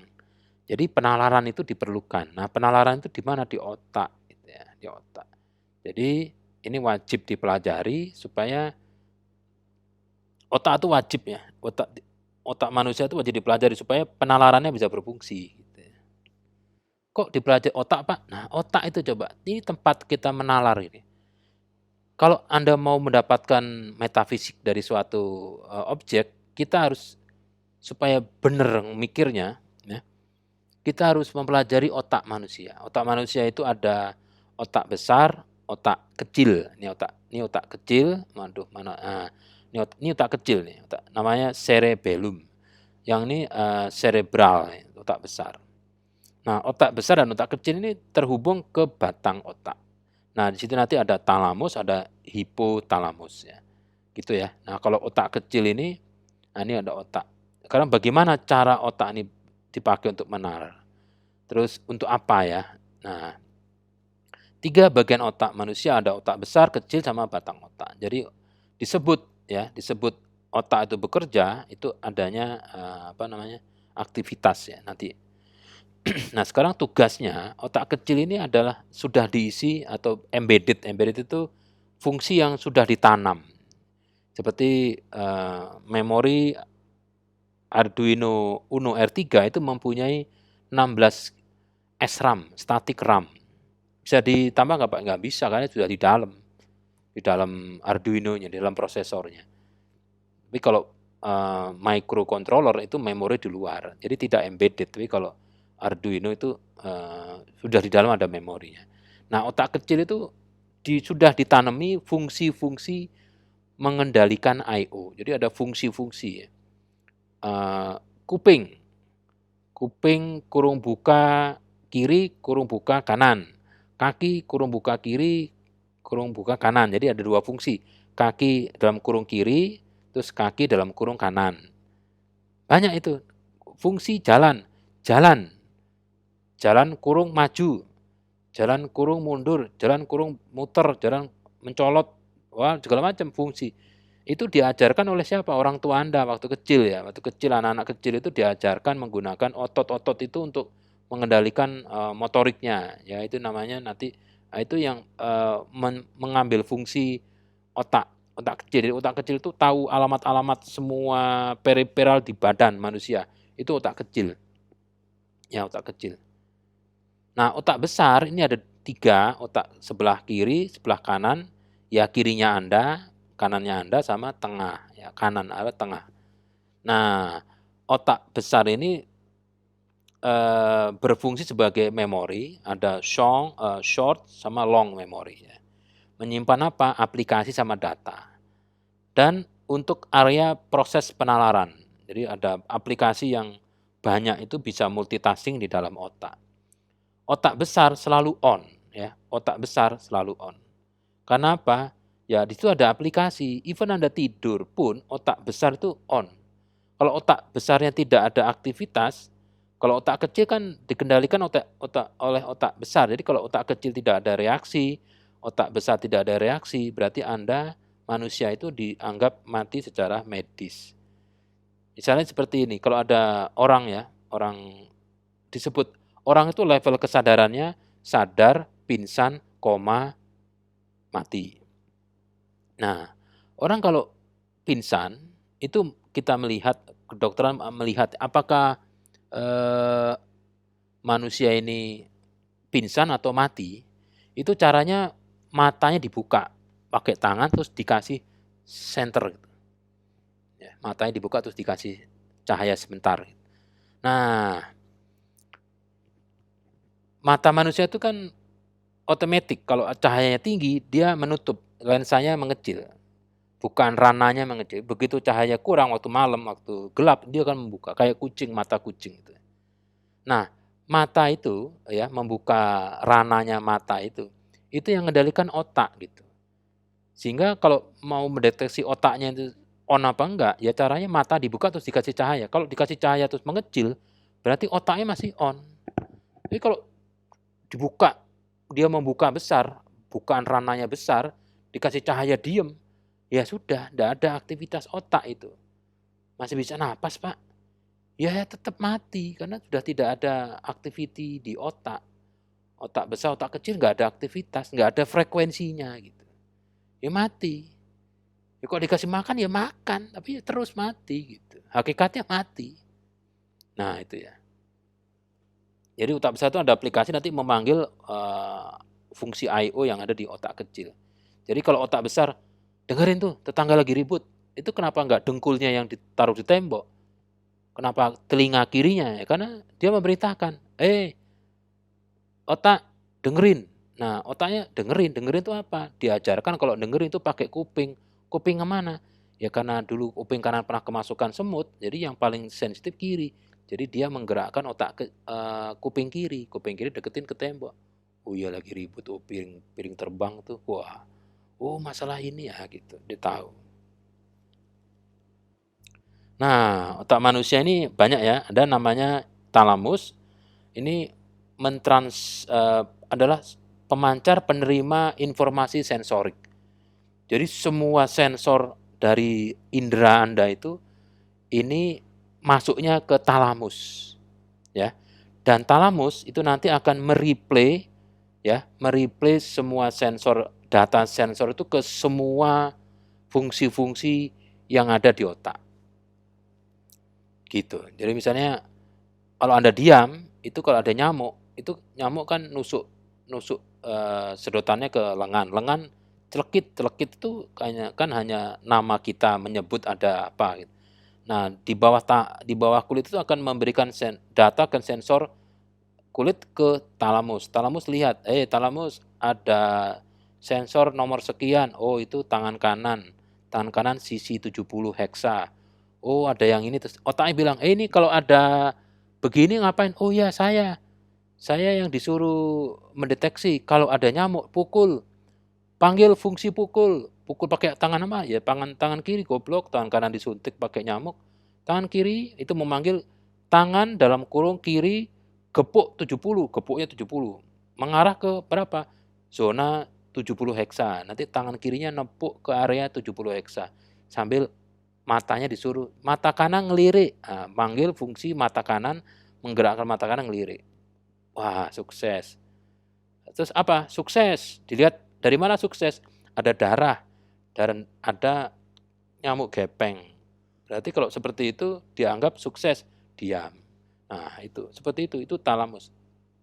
Kalau hipotalamus itu kendali suhu, sistem reproduksi, tekanan darah, emosi, nafsu makan, pola tidur, hormon dan sebagainya. Sistem limbik itu kalau saraf kranial itu ada 11 pasang ya.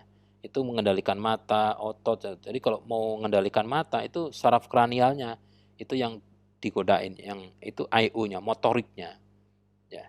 Jadi semua itu dikendalikan oleh otak karena seperti itu ya. Jadi Anda harus belajar. Jadi kalau mau mengendalikan otak ya seperti itu. Sebentar, ada lagi nggak? Oh, jadi bagaimana misalnya fungsi kendali suhu ya. Jadi suhu itu Sejak kecil Anda itu dikenalkan oleh, sensasi. Kalau kalau megang yang merah-merah ini tangannya kebakar gitu ya, dikasih nama, "Ini panas," kata ibu Anda, "ini dingin." Jadi nanti ada suhu nyaman itu sekian sampai sekian derajat, nah itu kan menginisialisasi ya, objek itu didefinisikan. Jadi kalau panas itu suhu, supaya panas itu bisa bisa terlihat, panas itu apa, ya ada suatu suhu yang sekian sampai sekian, kalau dingin itu sekian sampai sekian, kalau nyaman itu sekian sampai sekian, disimpan dalam memori panjang. Nah, nanti otot-otot motorik di anak itu dilatih, latih ngelundung, latih nangkis, melatih makan, ngambil, dan sebagainya. Nah, itu semua kumpulan-kumpulan cara untuk menggerakkan otot, segala macam itu disimpan dalam memori gitu ya. Ini cara ngambil keputusan ya, seperti ini. Nah, ini perjalanan hidup, Anda bisa lihat sendiri, ini fungsi-fungsinya. Nah, ini hipotalamus ya, hipotalamus, ini prosesnya. Jadi ini sensor suhu. Jadi kalau suhu dirasakan oleh sensor kulit, ini akan masuk ke dalam jaringan sensor. Digabung dengan dari data-data sensor yang lain. Ini masuk dikendalikan oleh hipotalamus ya, masuk ke proses. Apakah proses penentuan kesimpulan ya, persepsi manusia. Apakah nilainya itu di bawah 20? Kalau iya, berarti dingin. Jadi dia memutuskan yang dipersepsikan oleh otak ini manusia yang ada otaknya itu sedang masuk dalam zona dingin. Tapi kalau suhunya bukan di bawah 20, apakah di atas 40? Ya, berarti panas gitu. Tapi kalau di bawah tidak di bawah 20 tapi tidak di atas 40, berarti kan di antara 40 sampai 20. Berarti itu nyaman. Nah, persepsi inilah yang diperoleh oleh manusia pada saat berada pada suatu daerah. Oh, ini panas, ini dingin, ini nyaman. Tapi semua itu kan yang mengendalikan hipotalamus gitu. Jadi bisa saja ya, bisa saja sensor suhunya ini 70 derajat, tapi yang dirasakan oleh manusia itu tidak 70 derajat, tapi nyaman gitu. Jadi kalau Anda mau mengukur suhu di suatu tempat, itu kan pakai LM35. LM35 itu merubah suhu menjadi tegangan. Jadi kalau suhunya sekarang 75, itu nanti keluarannya adalah 750 milivolt. Nah, oleh Arduino dideteksi, baca suhu, berapa tegangannya. Jika suhunya di atas 500 mili, berarti panas, kan gitu. Tapi Anda bisa membuat program, ya, berapapun suhunya, ini sama dengan nyaman, nah gitu. Jadi talamus itu juga bisa digodain. Jadi dengan sesuatu trik kita bisa menggodain talamus supaya bilang nyaman untuk semua suhu yang dirasakan oleh kulit gitu. Nah ini bisa ditipu loh dia, ya. Suhu ruangan 50 tapi kok dingin ya, anjir. Kenapa? Ya karena hipotalamusnya digodain. Jadi seperti ini saya sendirian masuk lift, tapi kok kayak berdua ya? Begitu, loh saya tadi masuk sendiri kok sekarang keluarnya berdua. Oh jadi bener sialan. Anjrot, berarti ada demit yang di belakang saya. Wah, itu hipotalamus yang digodain. Sebetulnya nggak ada apa-apa, di CCTV nggak ada, hanya Anda merasa ada gitu. Gitu ya. Atau ini amit-amit ini. Masya Allah, kasihan sih, makan apa aja tapi katanya pedes. Nah, itu hipotalamus. Jadi yang digodain hipotalamus. Jadi kalau orang merasa tertekan, ya, jiwanya tertekan sehingga hidup saya pahit, Pak. Terus itu ya kenapa Anda jadi kena penyakit gula ya? Iya, Pak, karena makan apa aja pahit, Pak. Supaya nggak pahit saya minum air gula. Jadi akhirnya kena penyakit gula gitu. Nah, kayak gitu ya. Hipotalamus itu bisa digodain. Teman saya itu memecahkan rekor. Gua mecahin rekor muri, Rekor muri apaan? Gua berdiri di atas balok es 30 jam. 30 hari. Oh, hebat loh. Oh, lu itu yang kemarin di Taman Mini itu ya? Iya, 30 hari. Emang beol di situ? Ya enggak lah, sholatnya ya enggak di situ lah. Jadi kalau habis makan, habis sholat, ya nanti berdiri lagi di situ. Tapi pakai seragam merpati putih. Oh, 30 hari ada tuh di YouTube-nya tuh udah di-upload. Nah, kok bisa gitu loh ya. Nah, dia mempunyai trik supaya sensor suhu di kakinya itu enggak merasa dingin, gitu. Anda bisa melatih itu gitu. Sampai waktu saya nganter istri ya, di KMN ya, Klinik Mata Nusantara, itu ada tentara itu. Digotong ke situ, saya tanya, saya dengar-dengar itu, jadi tentara itu tiba-tiba pulang dari tugas itu matanya tidak bisa melihat. Dokter rumah sakit, udahlah bawa ke Klinik Mata Nusantara aja. Di sana dicek oleh dokter yang sama alat-alat yang sudah jos itu, semua matanya berfungsi, Pak. Semua bagus, tapi tidak bisa melihat ya. Tapi karena dokternya itu sudah lulus mata kuliah filsafat ilmu, terus dokternya nanya gini, "Saya kira ini bukan masalah kami, Pak, ini matanya berfungsi. Kira-kira, ini Bapak ini bertugas, dari mana ya?" "Anu, Bu Dokter," nah kata yang nganter, "ini baru pulang tugas. Jadi waktu kemarin itu kira-kira seminggu yang lalu dia kan sedang bersama satu kompinya berjaga. Waktu jaga ini diserang oleh gerombolan. Dari 30 orang yang di situ, itu 29 disiksa. Jadi matanya diambil, hidungnya lidahnya dicopot, dipotong di depan dia gitu. Jadi dia harus dipaksa melihat teman-temannya disiksa. Mati semua dengan kondisi yang tidak baik. Terus dia ya nggak tahu itu.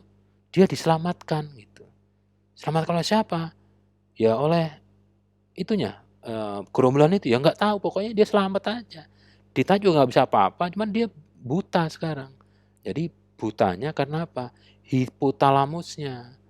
Jadi pada saat dia melihat teman-teman seperjuangan itu dibunuh, disiksa, dia memutuskan, "Jangan lihat matamu." Nah, gitu. Dia ngomong sendiri, "Matamu jangan dilihat." Ya sudah, seperti disable alamat 70 heksa sama 71 heksa. Itu alamat mata kiri mengatakan disable, pluk, mati. Jadi dia nggak bisa ngelihat, tapi secara medis alat itu terhubung. Sensornya terhubung ke prosesor, tapi datanya sama dia dimatikan gitu. Terus solusinya bagaimana? Saya kasih alamat ya, ini orang, ini ahli hipnoterapi gitu. Nanti Anda ke sana, langsung bawa ke sana tuh. Dibawa ke sana, ahli hipnoterapinya dikasih tahu, "Oh, oke, namanya siapa? Duduk ya.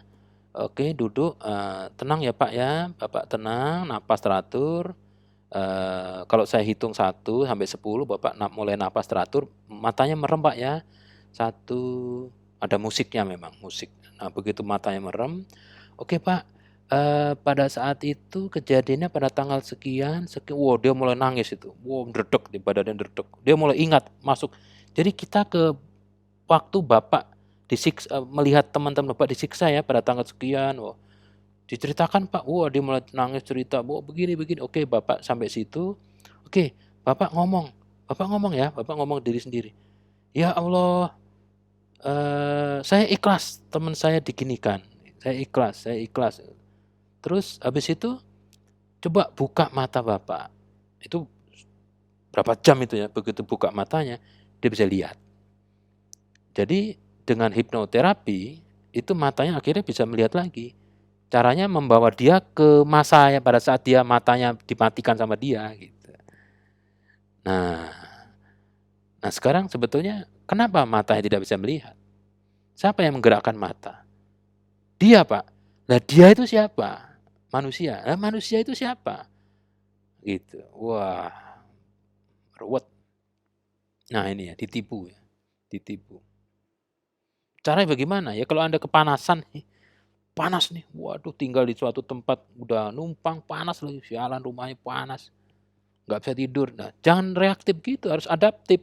Jadi begitu tidur yang panas itu terus napas teratur, ngerem, membayangkan Anda tidur di samping sungai yang banyak airnya seger. Ya Allah, saya seger, saya sejuk, saya merasa sejuk, saya merasa dingin, sejuk sejuk sejuk. Ah, udah, tidur Anda, kondisinya dingin gitu. Tapi kalau panas ngeroweng aja ya tetap kepanasan sampai pagi.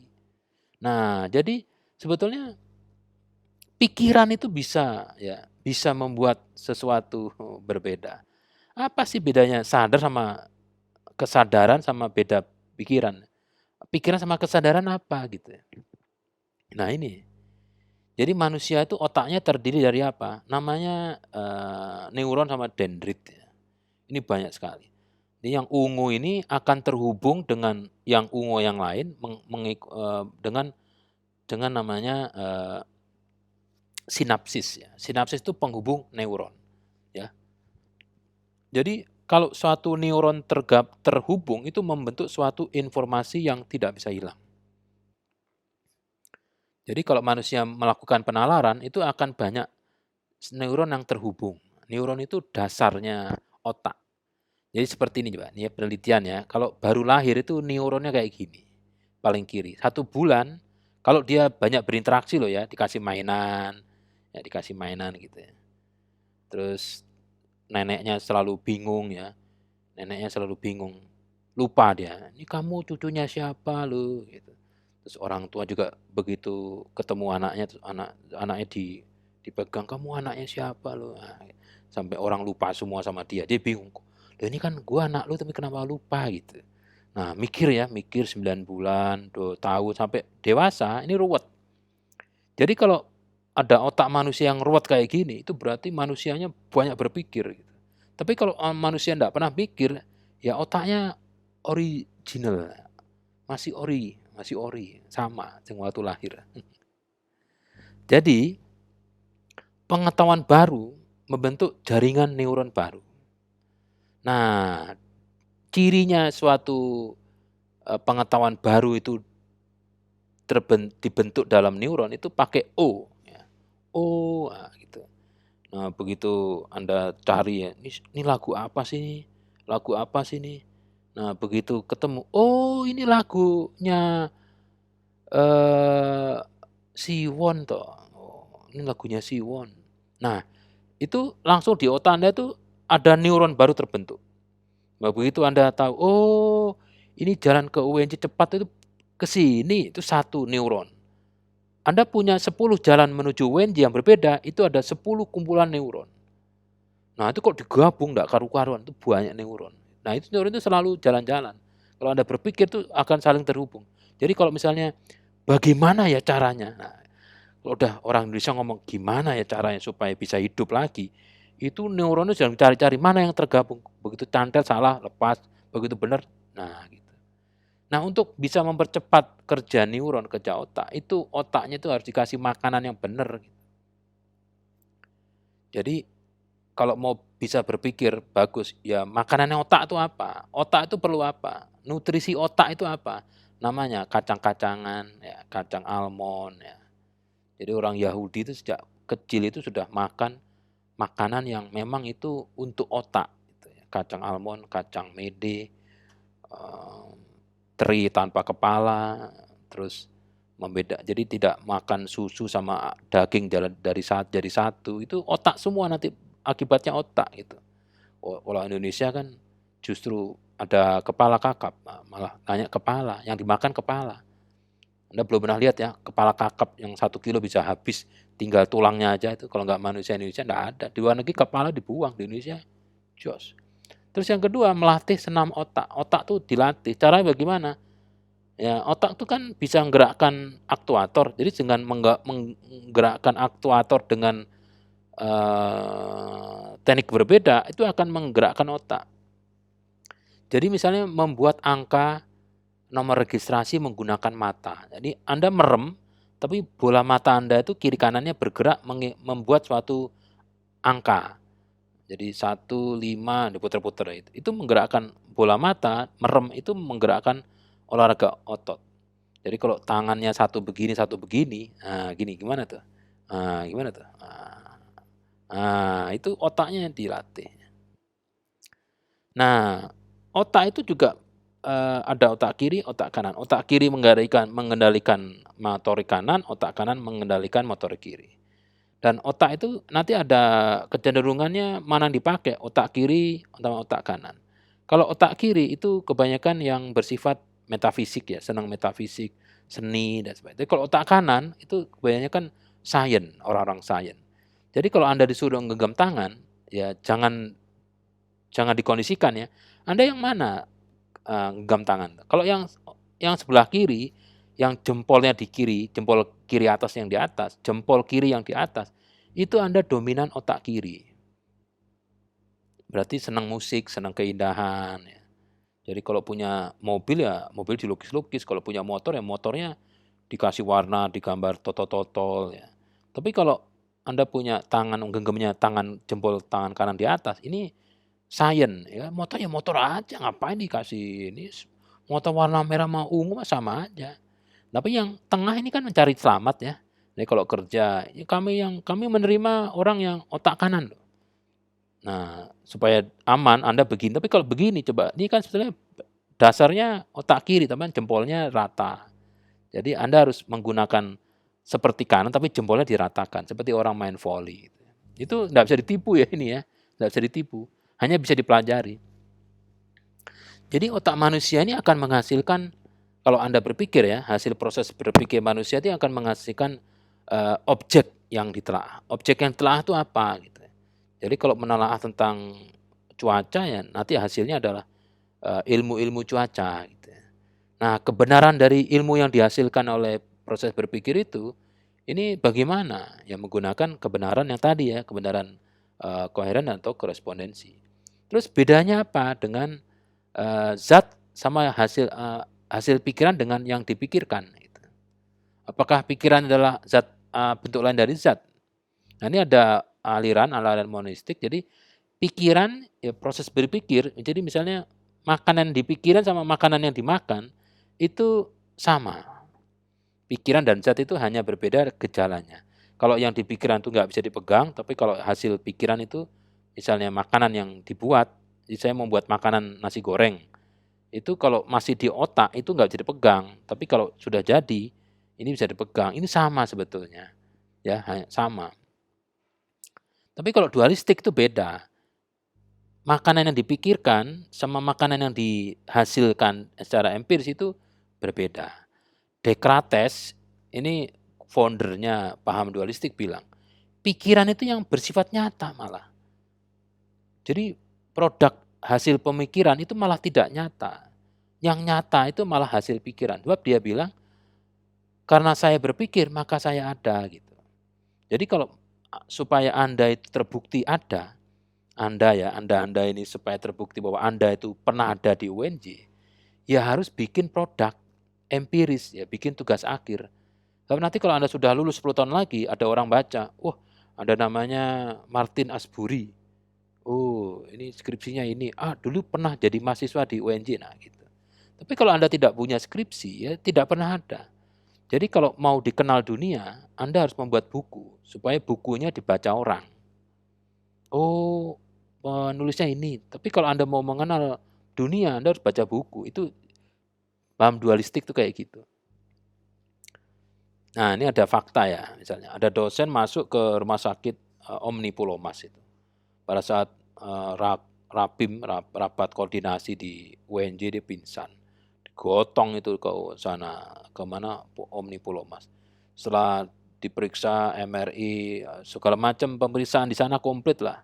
Dokternya mengunjungi pasien itu, dosen itu di suatu ruangan ya. Ini Pak dosen, tekanan Bapak ini ya pada saat dibawa ke sini 3 hari yang lalu, terus dosennya dengerin gitu ya. Tadinya main WhatsApp tuh dengerin. "Iya Pak, gimana Pak?"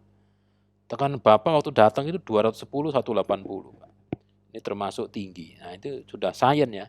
Jadi fenomena itu harus dijadikan bilangan. Kalau enggak, biar tahu ya, biar tahu bahwa tekanan darahnya tinggi. Tingginya berapa?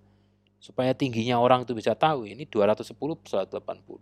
Normalnya itu 130 per 90, Bapak di atas normal. Kolesterol 375.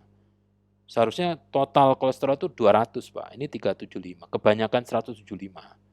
Akibatnya ini gulanya, darahnya kental.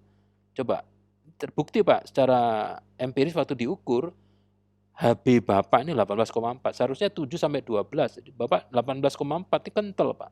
Darahnya kental. Kalau Bapak darahnya sedot dikeluarkan ke gelas, darahnya kayak jelly, Pak.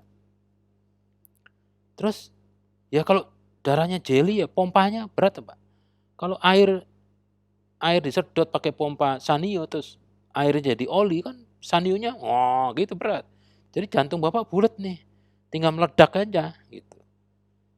Gula darah juga tinggi, Pak, 190, ya lumayan tinggi lah, seharusnya di bawah 150, Pak. Jadi ini, wah ini untung nggak infrak, Pak. Kalau infrak serangan jantung, bisa ID Bapak ini nanti begini, begini, begini, begini.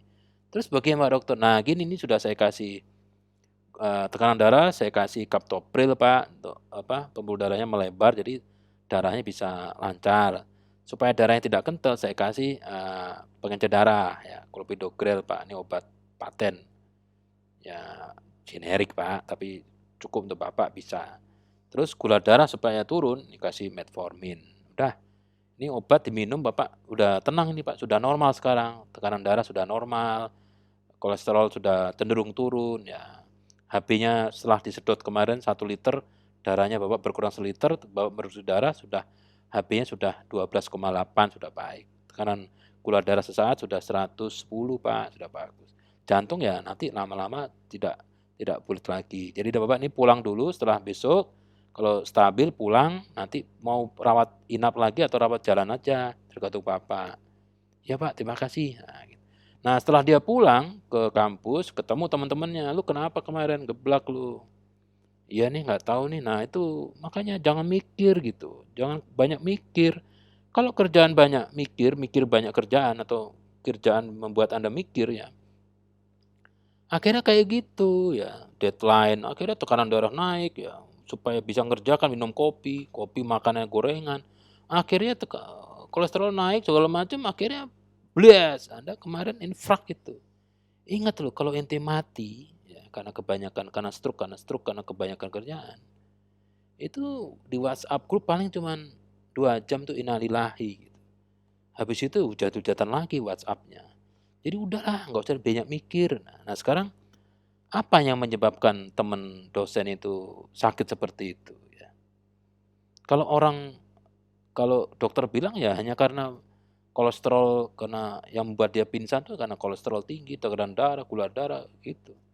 Tapi kalau temennya yang sudah pernah belajar seperti ilmu dia bilang ini bukan ini karena pekerjaan gitu. Jadi obatnya apa? Nah, obatnya itu bisa obat hasil pikiran sama obat pikiran. Kalau Anda obatnya cuman mengolah pikiran, pikiran diolah, gimana? Ya saya tidak mau banyak mikir, gitu. Mikir dikendalikan, ya sehat. Tapi ya yang nggak percaya dengan olah pikir, ya percaya dengan dokter ya minum obat terus. Tapi selama hidupnya tidak berpikir, tidak membuat berubah pola pikir, ya tetap sakit gitu. Nah gitu. Jadi sekarang mau minum obat, obat itulah hasil pikiran manusia, atau olah mikir aja, ya obatnya pola pikir aja yang harus diubah, gitu. Ya tinggal mana, tinggal pilih Anda ya. Jadi ini kalau metafisikanya ini apa yang menyebabkan dia pingsan? Ya karena banyak pikiran. Oke, mikirin apa? Kok pikiran kok banyak gitu. Jadi kalau nggak ada pikiran berarti dia nggak ini dong. Ya enggak Pak. Pikiran banyak itu karena ada kerjaan. Nah, berarti kalau nggak ada kerjaan nggak ada pikiran. Nah iya. Berarti supaya tidak banyak pikiran dan karena banyak pikiran itu menyebabkan dia sakit, pingsan, ya jangan banyak mikir. Nah, tadi mikirnya berapa? Dalam matematik ya, secara Plato ada 20 pikiran kerjaan, Pak. Nah, sekarang jadi 2 saja. Ya sudah gimana ya, mundur di jabatan A, B, C. Sebagai komisaris sana mundur, sebagai ini mundur, sebagai ini mundur. Ya cuma ngajar aja, sehat habis itu. Gitu. Jadi, apa yang membuat dosen mengalami gejala kayak begitu? Apa karena banyak pikiran ya? Apa masalah lain? Nah, ini adalah metafisika gitu ya. Jadi kalau ada sesuatu orang mundur dari pekerjaan itu metafisika gitu. Gitu ya. Mengendalikan orang itu apa yang membuat manusia itu menjadi sakit itu metafisika karena tidak terlihat gitu. Pokoknya kalau sesuatu fenomena itu ada, berarti ada yang menggerakkan. Menggerakkan itu bisa bisa arahnya adalah yang ada di dunia atau yang di luar dunia gitu. Jadi kesimpulannya dalam proses mendapatkan hakikat ada ya, hakikat keberadaan sesuatu, objek ya. Objek itu kan kenapa muncul? Kenapa objek itu muncul ya? Berarti ada sesuatu yang di belakang objek itu muncul. Ini kan menggunakan penalaran. Nah, manusia ini dalam proses berpikir mengapa sesuatu itu bisa bisa bisa muncul, itu nanti ada 3 kata kunci ya. Ada metafisika, ada sains, ada keyakinan. Yang pertama, metafisika itu ilmu yang sudah paling lama ya. Jadi ilmu filsafat yang paling lama itu metafisika. Jadi ada yang sesuatu yang membuat benda itu atau objek itu terjadi. Nah, kenapa terjadi atau siapa yang ada di belakang itu nanti pecah dua. Adanya sains sama adanya keyakinan. Kalau sains, sesuatu objek itu bisa terjadi atau dikendalikan atau ada sesuatu yang energi yang bisa dipegang, bisa diindra oleh indera. Jadi wilayah observasinya itu bisa terlihat. Jadi bentuknya nyata, bisa dipegang, bisa dirasakan. Nah, ini gejalanya bisa dipelajari. Kebenarannya bisa dibuktikan secara deduktif dan induktif. Jadi bisa dirasakan, bisa ditus apa? Kenapa terjadi? Oh, bisa dilakukan terjadi. Jadi hujan itu manusia bisa wilayah sains.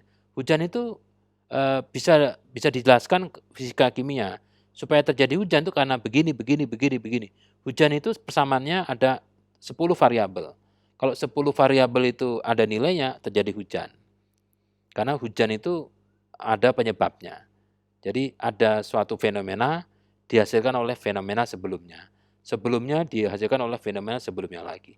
Itu karena bisa dipelajari oleh bidang sains.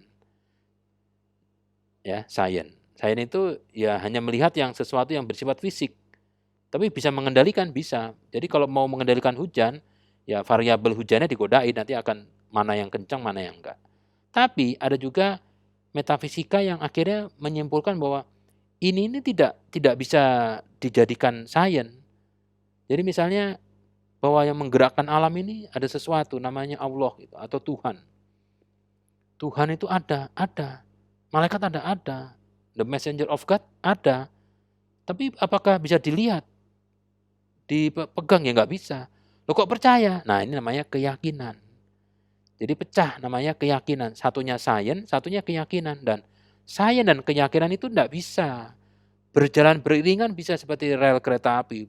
Terus berdua tidak nyatu. Jadi Tuhan itu wilayah metafisika dalam konteks filsafatnya. Konteks kepercayaan ya Tuhan itu termasuk kategori keimanan seseorang. Dalam mencari ya metafisika. Gara-gara metafisika, proses mencari sesuatu yang tidak kelihatan tapi mengendalikan sesuatu fenomena yang terjadi, jadi akhirnya pecah dua, ada wilayah sains dan wilayah keyakinan. Ini nanti filsafat agama, ini filsafat sains. Nah, gitu. Jadi kalau orang-orang sains nggak percaya itu. Hujan itu bisa dipindah, nggak percaya. Ya, nggak percaya. Otak manusia sudah kiri kanan. Ya, bukan berarti yang kanan itu tidak yakin, bukan. Tapi ya udah deh jangan ngomong masalah itu deh. Kita ngomong yang bisa dilihat aja. Gitu. Nah kesimpulan ya kita ini bebas memilih definisi pikiran dan zat hasil proses berpikir. Mengacu ke paham yang ada. Yang penting Anda jangan pernah berhenti berpikir ya. Mau pakai sains, mau pakai keyakinan silahkan. Ya. Jadi misalnya karena aku berpikir maka aku ada tuh kayak Monas ya. Monas itu kan Pak Karno mikir ya. Supaya dikenal oleh orang dikenal dunia, ini Indonesia akhirnya menjadi tempat Asian Games ya.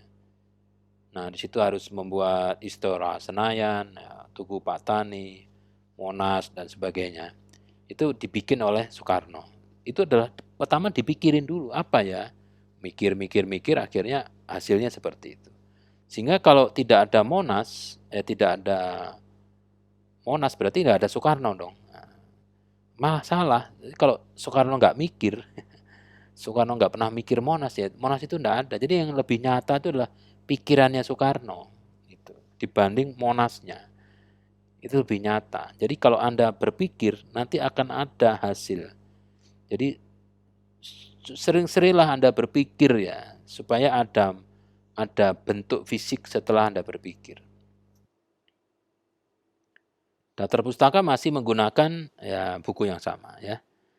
Oke, sampai di sini ada pertanyaan? Waduh, nggak kelihatan ya? Kelihatan? Ada pertanyaan semua?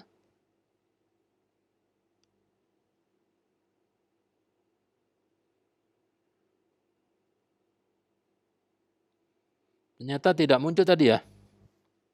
Muncul nggak?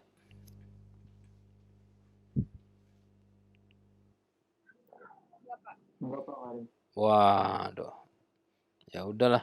Nasib nanti lihat itunya aja YouTube-nya. Ada pertanyaan dari teman-teman?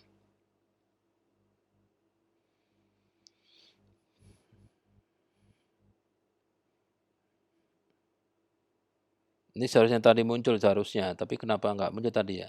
Seharusnya kalau kayak begini teman-teman masih bisa ngasih tahu bahwa tidak muncul Pak presentasinya begitu. Oke, tinggal pertanyaan ini sudah melebihi kuota. Silakan kalau ada pertanyaan.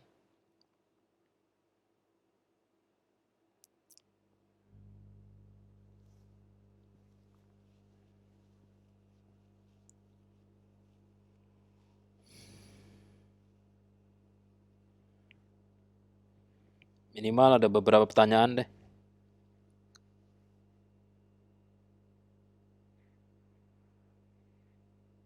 Silakan. Pak, mohon maaf Pak sebelumnya waktunya tinggal 1 menit lagi Pak. Oke, setelah ini ada mata kuliah yang lain ya? Iya. Oke, ya oke. Oke, saya kira cukup ya sampai di sini. Nanti link YouTube-nya akan saya share di Google Classroom, Anda bisa lihat sendiri. Dan nanti kalau gitu saya wajibkan Anda yang kelas hari ini, Kamis jam 1 ini, melihat di YouTube-nya itu dan bertanya di kolom komentar ya, supaya Anda interaksi. Oke, sampai di sini tatap muka hari ini. Selamat sore, Assalamualaikum warahmatullahi wabarakatuh. Waalaikumsalam warahmatullahi wabarakatuh. Baik Pak, terima kasih. Waalaikumsalam warahmatullahi wabarakatuh.